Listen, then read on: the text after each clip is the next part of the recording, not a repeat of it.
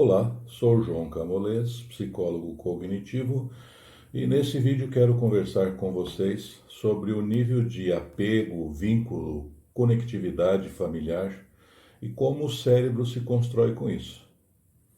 Mas, antes de mais nada, quero chamar a atenção para o fato de que sempre estamos falando em teorias e mais teorias, mas é importante estar ciente de que não existe uma teoria que dê conta de explicar satisfatoriamente os fenômenos humanos, principalmente quando se trata da mente humana. Uma teoria, para se aproximar de uma explicação ou resposta razoável para as condições humanas, precisaria ter um paradigma de visão e análise complexo e sistêmico, utilizando-se de todas as ciências e com muita sabedoria. A grande tentação do nosso cérebro é pegar sempre o caminho mais curto entre dois pontos, fatos ou fenômenos, no estilo fechar a conta e passar a régua.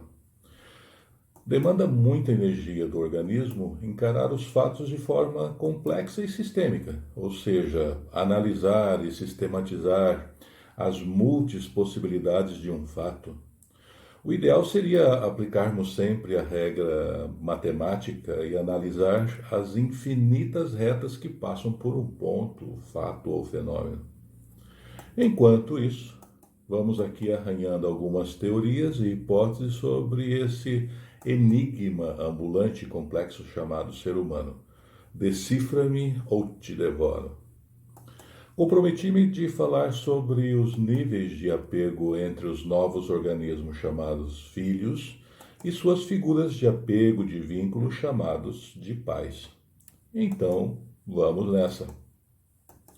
Segundo a teoria de Bowlby, mais que simplesmente a satisfação das necessidades biológicas, as necessidades de contato físico com um cuidador da mesma espécie é fundamental para a sobrevivência ótima do novo organismo humano. Para quem tiver interesse e gostar, está aqui uma dica de leitura do Bowlby sobre o apego, ok? Num primeiro e fundamental momento do processo de vinculação, temos que considerar a figura da mulher, que é preparada para assumir sua função materna, sendo inundada por ocitocina, um hormônio produzido pelo hipotálamo e armazenado na hipófise, com a função de promover, dentre outras coisas, estimular a liberação do leite materno e desenvolver o apego e a empatia entre a mãe e o bebê. Nos primeiros meses, o bebê está 100% de fato nas mãos da mãe, a qual deverá oferecer conforto, satisfação, proteção. Ao bebê, nesse período, cabe chorar, sugar bem e evacuar. Mas no segundo momento, a partir do terceiro mês, o bebê iniciará suas manifestações mais proativas no processo de vinculação, com suas novas mobilidades, as mãozinhas, os olhares, os sorrisos, ações simples, mas importantíssimas estratégias de conquista e sequestros da mãe para mantê-la ligadona nele. Por sermos de confecção atômica, somos organismos vivos que nos abastecemos de energia, ora oferecendo energia, ora recebendo de nossos semelhantes energia, num ciclo constante, dinâmico, como a chuva que mantém vivas as fontes e rios. Sem chuva, as fontes secam, e sem energia, os organismos morrem. E por isso, desde cedo, já lançamos mão de alguns recursos e estratégias para obtermos fontes de energia. Recursos providos biologicamente, de início, e melhorados socialmente no avançar do tempo de vida do novo organismo.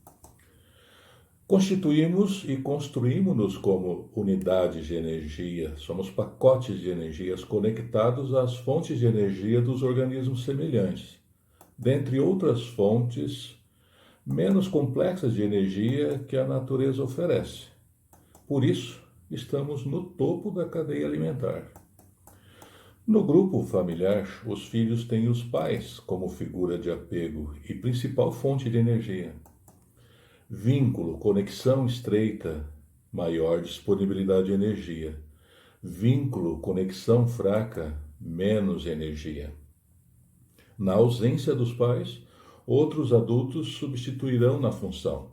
E na ausência de outros adultos, outros familiares ou pares das instituições sociais entrarão em ação.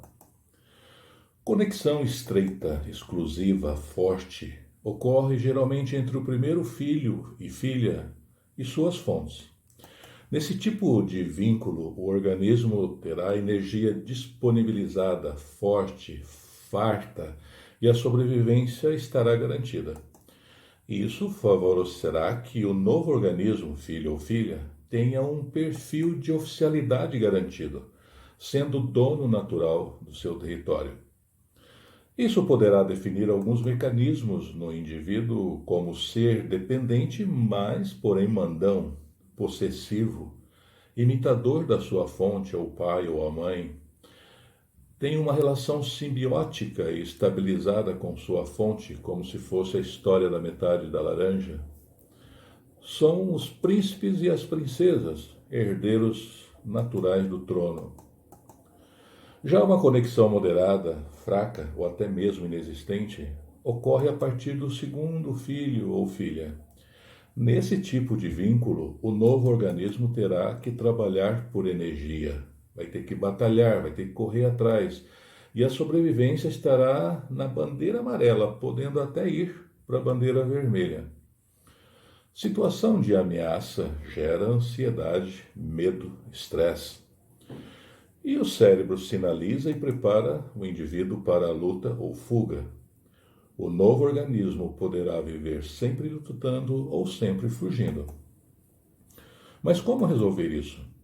O fato de ter que lutar para conquistar seu espaço ao sol poderá definir alguns mecanismos no indivíduo, como ser mais violento, agressivo, dominador, competidor radical.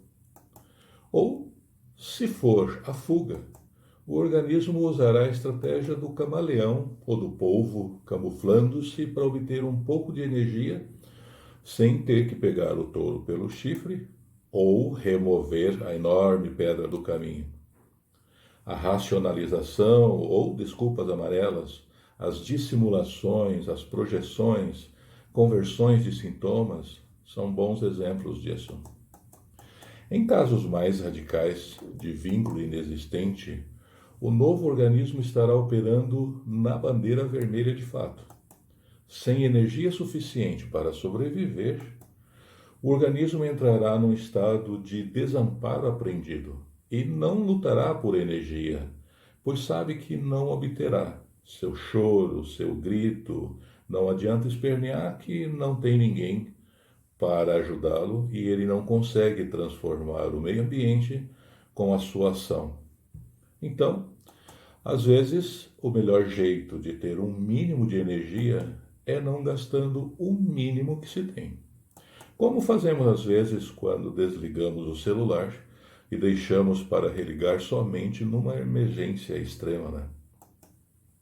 Nesse caso, temos um indivíduo fechado em si mesmo, acomodado, isolado, desconectado, descrente no semelhante, sem energia suficiente para enfrentar as adversidades da vida.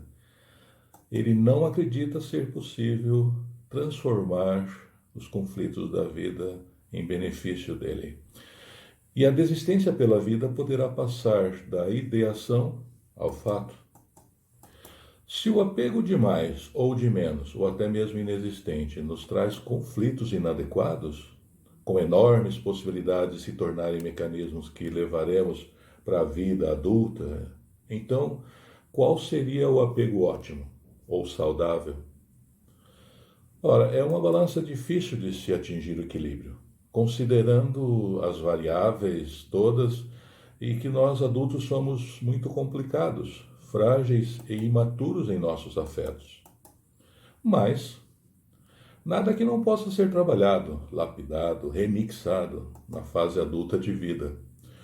Os mecanismos que nós criamos e que nos criam problemas e conflitos inadequados não podem ser apagados num passe de mágica. Seria perfeito se tivéssemos medicamentos em cápsulas ou injetáveis com efeitos rápidos e eficazes, né? Mas podem ser identificados, nomeados, compreendidos e administrados para direcionamentos mais adequados, ou seja, o trabalho é psicoterapêutico e leva algumas boas sessões para isso, mas é necessário. O adulto maduro e equilibrado é aquele que administra adequadamente sua oferta e recebimento de energia, na base de troca de energia, com uma lei básica: eu ganho e você ganha. E para manter um nível ótimo nessa lei do eu ganho e você ganha, é preciso exercitar muita capacidade de negociação mútua, o diálogo com compreensão, cuidado, respeito, responsabilidade, sempre numa via de mão dupla. Porque se for só vai ou vem a nós o vosso reino, isso não funciona. Em síntese, nascemos e temos que dar certo segundo as leis da espécie. E para isso lançamos mão do que a vida oferece e do que temos para o dia. Não estamos fora do alcance da lei maior da seleção natural aplicada a todos os organismos vivos. Que bom quando as condições vitais e sociais são favoráveis e operantes para o novo organismo ser bem-sucedido em sua jornada épica. Reafirmando o que já apresentei anteriormente, as informações que apresento aqui é uma pequena síntese do tema, mas a teoria é mais complexa, com muitas variáveis no processo, pois cada indivíduo tem sua história e suas singularidades individual, grupal e social. Por isso, a psicoterapia demanda várias sessões, mas com bons resultados e vale a pena investir na nossa melhor qualidade de vida. E sendo adultos mais equilibrados, poderemos estar mais bem equilibrados para acessar, vincular, conectar com as nossas crianças, com os nossos filhos. Ok? Um abraço.